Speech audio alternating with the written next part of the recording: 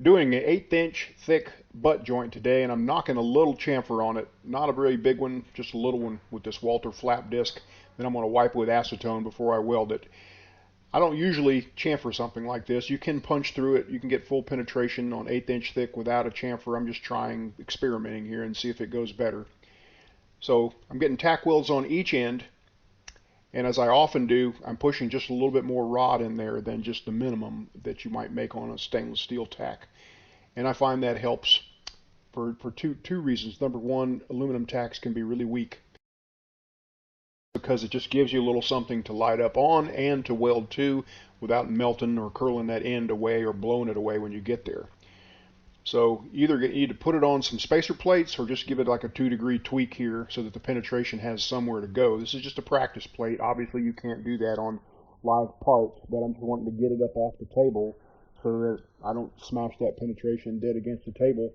It actually is sort of I mean, you could do that with a backing bar or something. It makes it a lot easier to get nice even penetration. You can just romp it, but that's not what I'm doing here. I'm trying to practice to watch that puddle, watch it sink and rise as I add rod, and that's the key to making sure you got good penetration. So watch it sink right here. Boom, there it goes. It sinks, it drops down, and then each time I push rod in there, it rises up, and you can see I'm moving my electrode up and down as well. That really helps me not to clean up a lot of electrodes. If you try to just hold a really, really tight arc like you might try to do on a lap joint or something to get metal to push down into the root of the joint, you wind up growing that puddle right up into the electrode sometimes if you're not careful. So now I'm heading toward the end of the joint, and this thing is pretty saturated with heat. Nowhere for the heat to go now, and so when I get to that last little bit, when I get to the last little bit of this joint, I'm going to have to back off my foot pedal. Now, you could also stop halfway through or 3/4 of the way through and let it cool a good bit, but right here I'm just leaving the rod in to help keep the puddle cool and backing way off on the foot pedal. And if that looks funny, I can come back and just do a couple of quick pulses and put ripples in it or whatever, but it did okay. Small pieces of aluminum like this, the heat just really gets soaked in there and saturated. So I've done better, I've done worse. I need some practice. So we're shooting for full penetration on that butt joint, but on a T joint you're not. You just want penetration into the root of the joint and not much more than that. Now this is my TIG Finger XL. Not only is it good for a heat resistant pad, but it's just good for a glide pad like this. I've got this piece set on a piece of aluminum because I don't like arcing off on aluminum onto steel, and my table's a little rusty here too, and sometimes that puts arc marks on pieces. Not that it would matter on this practice piece here, but it just helps me to glide along nice and evenly. I can make a whole run without stopping. You can see I'm looking through the cup here, and from this angle it actually looks like I'm not penetrating into the root of that joint, but it sure looked like it was from my perspective. That is the goal. Flow metal into the root of the joint, not much more than that. I've done a lot of cut and etch tests on things like this to make sure that I am getting in there too, to make sure I'm seeing what I think I'm seeing. This just helps me slide along. I can make the whole run without stopping at all, and it's just one way of doing things. You can see that clear cup too is just really lighting everything up. As compared to using a pink cup, there's a big difference. It's like somebody dimmed the lights when you put the pink cup on. Pink cups are fine. I use them all the time, but I'm getting older. It's easier for me to see with using a clear cup like the Furic number 8 that I use for this. Now I use a 332 filler metal on this thing, 4943. That was not a typo. 4943 is a relatively new alloy. It's a lot like 4043, but it's got really good properties. And I'm going to link up to some videos I think you might be interested in, some past videos I've done on TIG welding aluminum. This one was using that CK machine, testing out the difference in 50 hertz and 250 hertz, and testing penetration or watching penetration very closely without changing the amperage.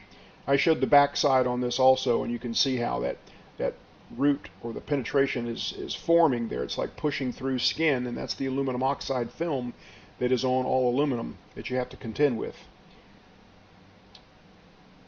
This video is a 1G 063 thickness, that's 1.6 millimeter thickness test joint. Again, using a clear cup, lights everything up. You can if you're watching carefully, you can see that puddle sink and rise there too. That's what you want to watch for to ensure you're getting penetration on an aluminum butt joint.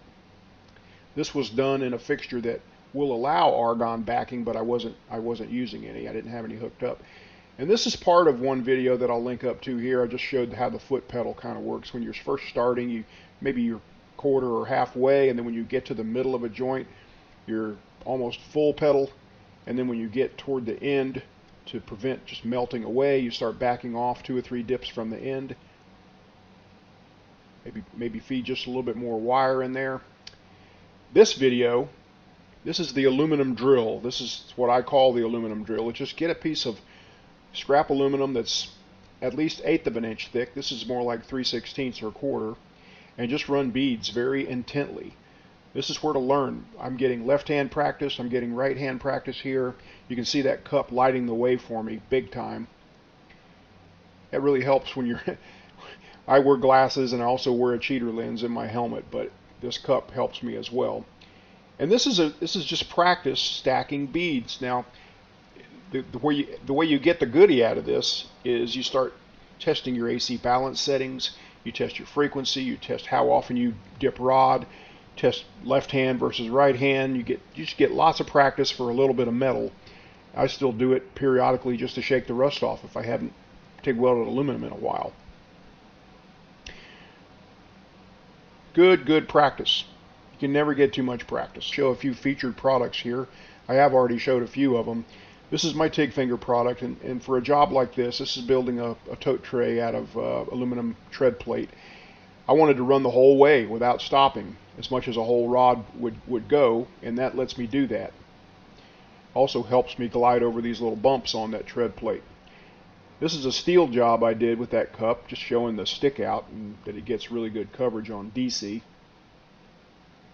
This is one of the more affordable clear cups out there.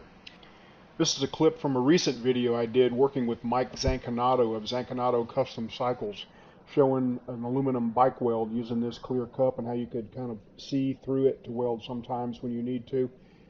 18 CFH with some pretty interesting amplitude settings. There's also a bundle like this 4-pack of Ferric 8 cups with the TIG finger for some savings, or you can just buy them alone by themselves. So whether you're tackling a project or you want to pass a test to get a raise or something like that, or even get your first TIG welding job, I think all these products can help you take your game to the next level. I appreciate you watching this video. Thanks for your support. We'll see you next time.